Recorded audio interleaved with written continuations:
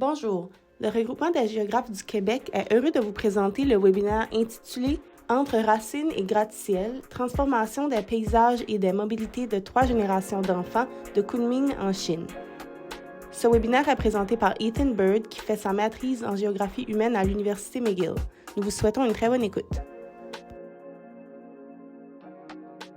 Merci beaucoup. Merci à tout le monde d'être venu et merci pour votre patience avec mon français.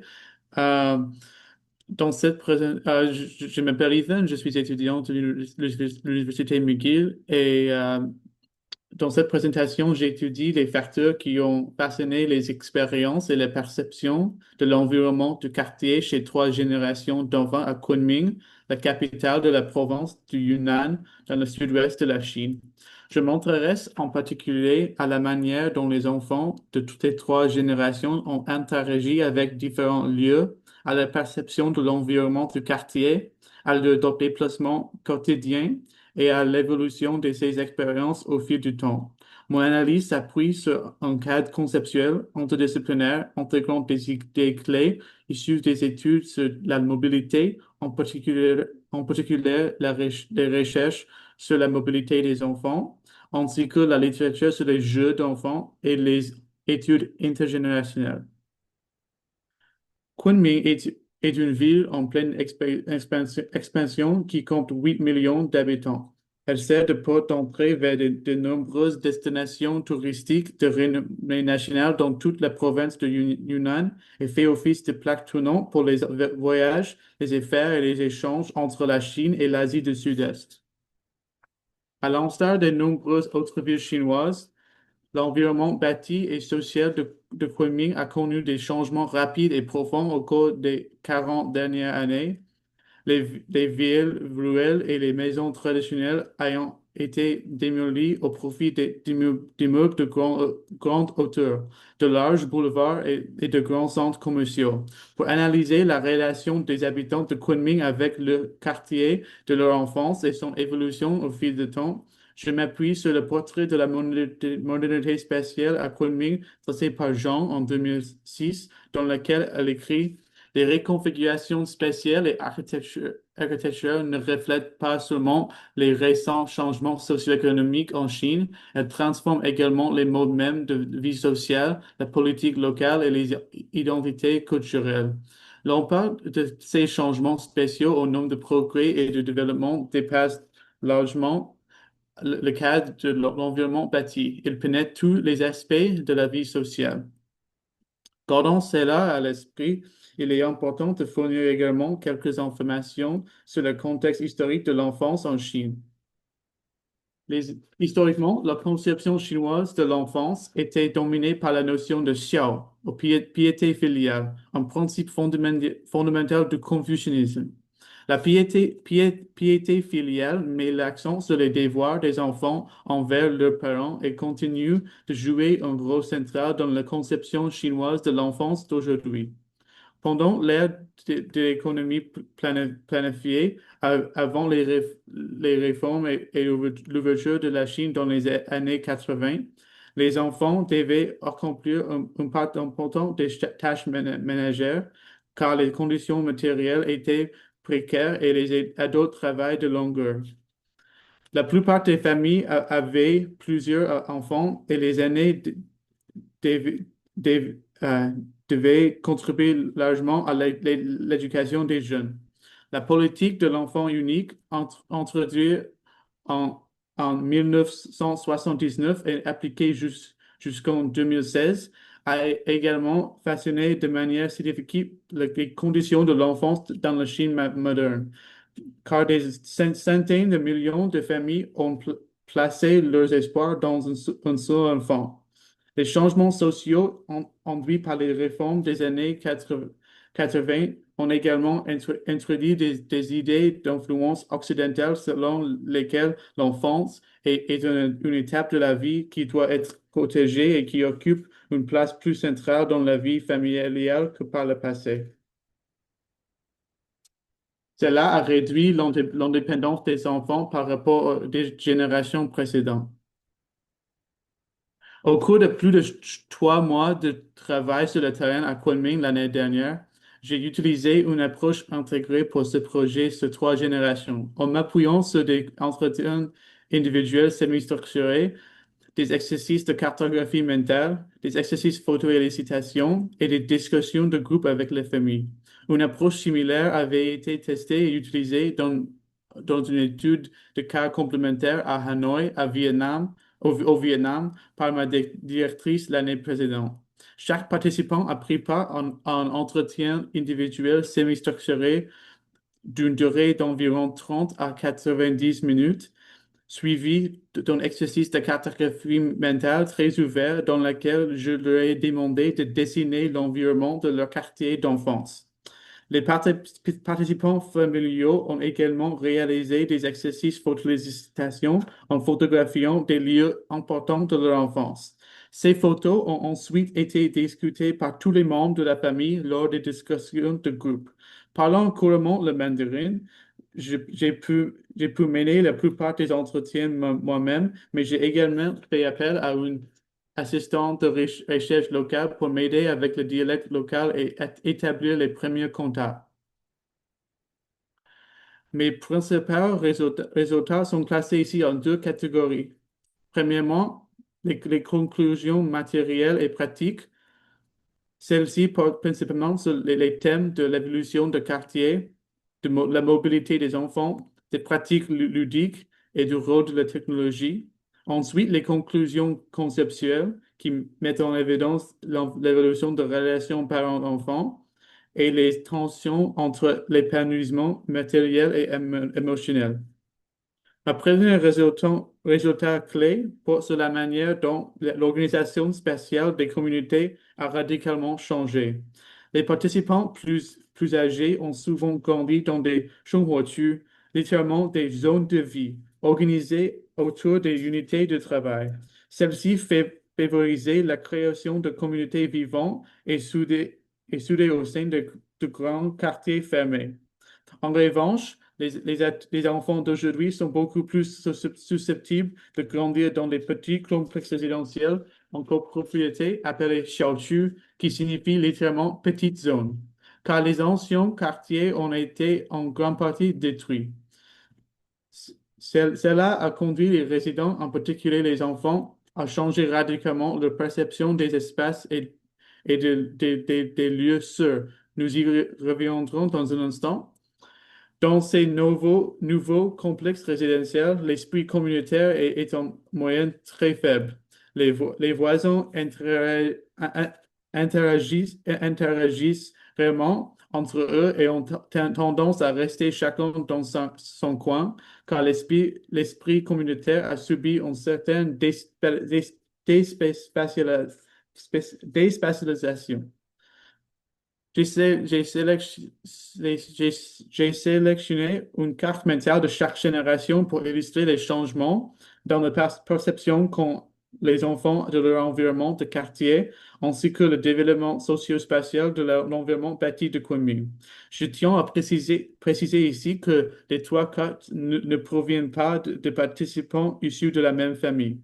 L'espace d'activité des enfants d'aujourd'hui reflète divers lieux dispersés dans toute la ville, tandis que ceux des parents et des grands-parents reflètent des blocs spéciaux plus cohésifs et évoquent un sentiment communautaire plus fort. Avec la transition des zones de vie vers les petites zones ou xiaoqu des complexes résidentiels actuels, nous constatons de grands changements en termes d'espace considérés comme sécurisés pour la mobilité indépendante des enfants. À cette époque, celle de la génération de grands-parents, de nombreuses personnes vivaient dans ces zones résidentielles où tout le monde se connaissait et travaillait ensemble et où tous les services et institutions nécessaires aux travailleurs de l'unité de travail et à leurs enfants étaient regroupés entre ces murs. Ainsi, tout cet espace était considéré comme un espace sécurisé où les enfants pouvaient se déplacer librement. Alors que pour les enfants d'aujourd'hui, leur espace sécurisé, le foyer, est beaucoup plus petit et moins animé par un esprit communautaire.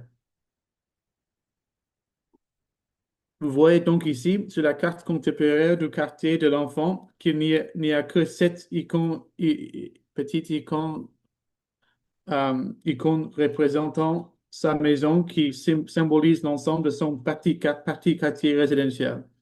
L'espace est réduit et rétréci en termes de taille physique. Il est homo- homogénéisé et aplati avec de plus en plus de complexes résidentiels qui se ressemblent en termes d'architecture et d'aménagement spatial. Les aspects sociaux de ces complexes résidentiels ont également considérablement changé, ce qui nous amène à cette situation d'un participant individuel. L'ambiance sociale d'une xiaotu, je ne pense pas que ce soit si important. Honnêtement, il est assez normal de nos jours que les habitants d'une xiaotu ne se connaissent pas entre eux, n'est-ce pas? Certains préfèrent même ne pas connaître leurs voisins. Dans le passé, comme lorsque ma mère vivait à la campagne, il était courant d'inviter les ménages voisins à aider pour tout, n'est-ce pas?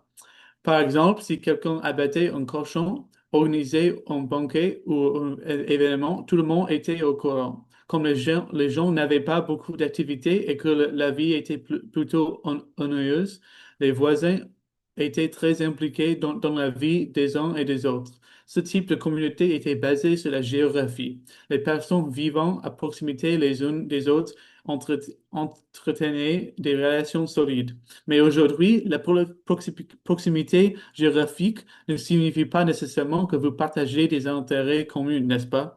Avec le développement d'Internet, nous formons de plus en plus souvent ce que l'on pourrait appeler des communautés d'intérêts, c'est-à-dire des personnes qui partagent les mêmes passe-temps ou les mêmes passions. L'Internet rassemble ces personnes. Donc, tant que l'environnement du quartier n'est pas toxique, tant que nous ne disputons pas et qu'il n'y a pas de drame, même si nous ne nous connaissons pas, cela n'a pas vraiment d'importance. Je ne pense pas que cela m'affecte beaucoup car de nos jours, nous pouvons trouver en ligne des personnes avec lesquelles nous avons réellement envie de socialiser. Ma deuxième résultat principal concerne la mobilité. La mobilité des enfants et mobilité indépendante des enfants a été considérablement réduite par rapport aux générations précédentes. De nombreux enfants, en particulier ceux âgés de moins de 12 ans, ne sont pas autorisés à quitter leur résidence sans la surveillance de leurs parents. Les murs qui entourent les complexes résidentiels considérés comme essentiels pour évoquer un sentiment de sécurité dans la Chine d'aujourd'hui constituent une puissante barrière physique et sociale à la mobilité indépendante des enfants. Les restrictions imposées à la mobilité des enfants sont largement dues aux préoccupations des parents en matière de sécurité, notamment la menace d'accidents de la route, mais aussi la crainte que les enfants soient kidnappés, alimentés par les reportages des médias. De plus, les écoles ne laissent plus des, l'école ne laisse plus les enfants sortir de l'enceinte de l'établissement à l'heure du dîner pour manger, jouer ou se reposer librement comme c'était le cas auparavant. Mon prochain résultat clé concerne les changements dans les jeux d'enfants. À, à Kwame, les enfants passent de moins en moins de temps à jouer librement dès leur plus jeune âge. Les enfants utilisent de plus en plus la technologie pour, pour s'amuser, pour leur activité ludique. Par rapport aux générations précédentes, il existe aujourd'hui davantage d'espèces de jeux aménagés ou spécialisés est spécialement conçu pour les enfants, tels que des aires de jeu, y compris dans les complexes résidentiels. Cependant, comme la plupart des jeunes enfants ne peuvent pas quitter le résident sans la surveillance d'un adulte, ils ont de moins en moins d'occasions de jouer librement et d'explorer l'environnement urbain. Les jeux structurés prennent souvent la forme de cours extrascolaires, notamment des signes urbains ou cours spécialisés où les enfants acquièrent des compétences spécifiques telles que la danse, les arts et le sport avec leurs camarades. Les parents et les enfants subissent une forte pression sociale pour participer à ce type d'activité plutôt que de laisser les enfants jouer librement. Notre quatrième réseau clé concerne le rôle de la technologie. La technologie offre à la fois des opportunités et des contraintes pour les activités sociales et créatives des enfants. La communication 24 heures sur 24 et 7 jours sur 7 pousse les enfants à consacrer de plus en plus de temps à leur étude. De plus, pendant leur temps libre, les enfants, en particulier euh, les plus âgés, préfèrent passer du temps à jouer et à des jeux vidéo et à utiliser les réseaux sociaux plutôt que pratiquer des activités en plein air. Les enfants utilisent la technologie pour suivre de plus en plus des cours extrascolaires et faire leurs devoirs. Par exemple, plusieurs enfants participant à mon étude ont décrit comment ils utilisent leur téléphone portable pour suivre des cours d'anglais extrascolaires sur des applications qui nécessitent une connexion quotidienne. Les parents et les enseignants les parents et les enseignants communiquent par les groupes de discussion WeChat, ce qui brouille les frontières entre la vie professionnelle et la vie privée et crée un stress supplémentaire pour les parents, les enseignants et les enfants. Nous allons maintenant nous intéresser à deux autres résultats conceptuels plutôt que les résultats matériels que je viens de parler. Euh, la première concerne la nature changeante des relations parents-enfants. La fin récente de la politique de l'enfant unique en 2016 signifie que davantage d'enfants ont à nouveau des frères et des sœurs. Cependant, la pression et l'attention que les parents accordent à l'éducation de leurs enfants qui se sont développés à une époque où les parents plaçaient tous leurs espoirs dans un seul enfant sont restés inchangés. À mesure que l'économie s'est et que les parents sont moins préoccupés par la satisfaction des besoins fondamentaux, ils se concentrent de plus en plus sur la gestion de leurs enfants, en particulier sur le plan scolaire. Dans le passé, les enfants étaient considérés comme plus indépendants de le plus jeune âge. Aujourd'hui, de nombreux participants ont fait remarquer que les enfants sont souvent gâtés par leurs parents dans d'autres domaines que l'école et ne développent pas des compétences pratiques tant qu'ils obtiennent de bonnes notes à l'école. Une famille a illustré ce contraste générationnel. Le grand-père déplorait que les parents gèrent, aujourd'hui leurs enfants de manière excessive. La fille a quant à elle fait remarquer de manière positive que les parents ont encore plus de temps pour accompagner, payer leurs enfants, donnant ainsi une vision plus optimiste de la situation. J'ai trouvé ce contraste particulièrement intéressant. Tous les participants s'accordent à dire que les conditions matérielles s'étaient considérablement améliorées.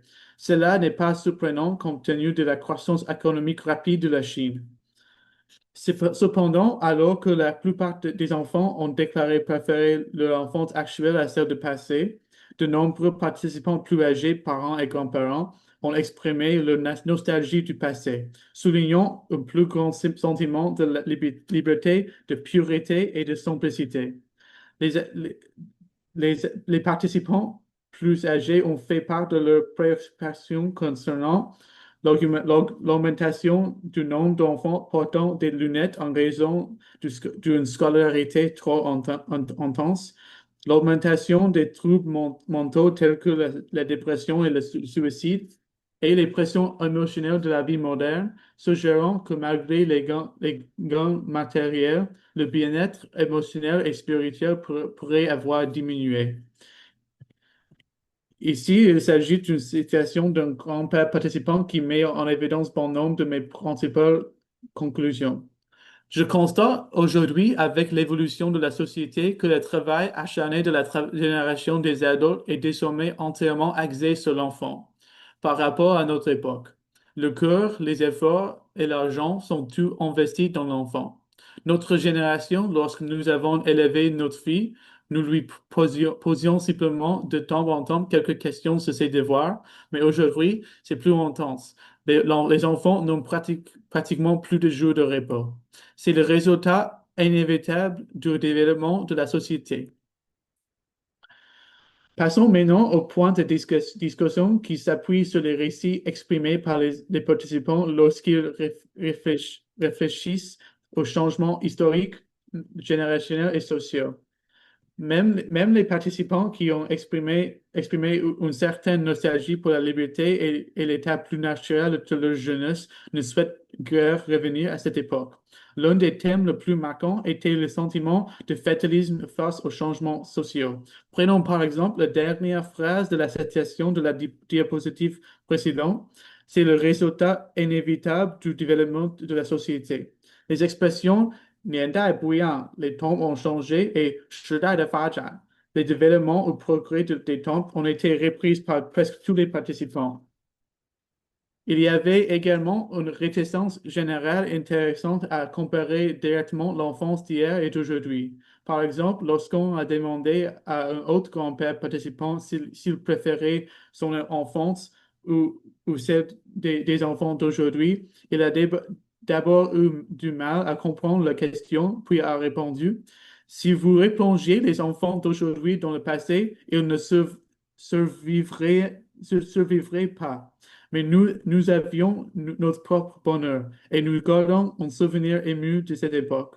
Il existe une tension entre la nostalgie de la liberté et de la pureté du passé et un optimisme prudent quant à l'amélioration continue de la situation.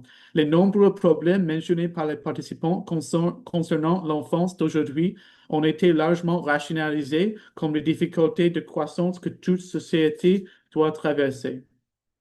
En conclusion, notre étude a révélé que les idées et les expériences de l'enfance à Kunming, et je dirais même plus largement en Chine, ont radicalement changé au cours des 3 dernières générations.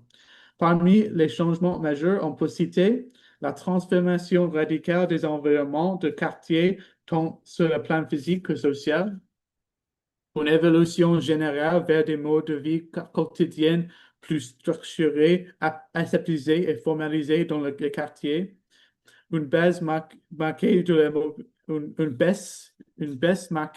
la mobilité indépendante des enfants, une structuration croissante des jeux, une augmentation du temps passé par les enfants sur l'Internet, une implication croissante des parents dans l'éducation et les activités ludiques et des tensions récurrentes entre la nostalgie de la liberté du passé et une sorte d'optimisme fataliste, c'est-à-dire l'acceptation du fait que le changement est inévitable, même s'il apporte de nouveaux défis. Merci. Merci de votre attention. N'hésitez pas à suivre nos activités. Vous pouvez nous écrire ou visiter nos réseaux sociaux, LinkedIn, Facebook ou notre site Web. Le RGQ est heureux de partager avec vous, géographiquement vôtre, au plaisir.